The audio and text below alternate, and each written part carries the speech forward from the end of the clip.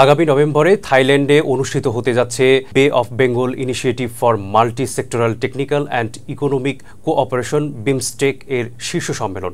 প্রধান উপদেষ্টা ডক্টর মোহাম্মদ ইউনূস এই শীর্ষ সম্মেলনে যোগ দেবেন বলে আশা করা হচ্ছে। সেখানে সাইডলাইনে শান্তিতে নোবেলজয়ী প্রধান উপদেষ্টা অধ্যাপক ডক্টর মোহাম্মদ ইউনূস এবং ভারতের প্রধানমন্ত্রী নরেন্দ্র মোদীর মধ্যে দ্বিপক্ষীয় বৈঠক হতে পারে বলে জানান পররাষ্ট্র উপদেষ্টা মোহাম্মদ তৌহিদ হোসেন। মঙ্গলবার বিকেলে পররাষ্ট্র মন্ত্রণালয়ে এক প্রেস ব্রিফিংয়ে এই তথ্য জানানো হয়।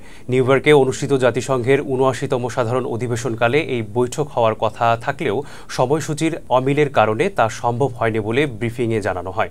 ইউএনজিএ অধিবেশন চলাকালে ভারতের পররাষ্ট্রমন্ত্রী ডক্টর এস জয়শঙ্করের সাথে তার বৈঠকের ফলাফল সম্পর্কে জিজ্ঞাসা করা হলে তৌহিদ হোসেন বলেন, উভয় পক্ষেই বাংলাদেশ ও ভারতের মধ্যে জোরদার সম্পর্ক বজায় রাখার গুরুত্ব পুনর্ব্যক্ত করেছে।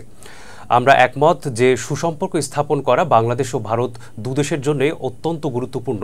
সদ্য সাবেক প্রধানমন্ত্রী শেখ হাসিনা দেশ ছেড়ে পালিয়ে ভারতে আশ্রয় নেয়ায় ঢাকা ও নয়াদিল্লির মধ্যে সম্পর্কে কিছুটা টানাপোড়েন চলছে। সম্ভাব্য ওই বৈঠকে শেখ হাসিনাকে ফেরত প্রদান সংক্রান্ত আলোচনা হতে পারে বলেও ধারণা করা হচ্ছে।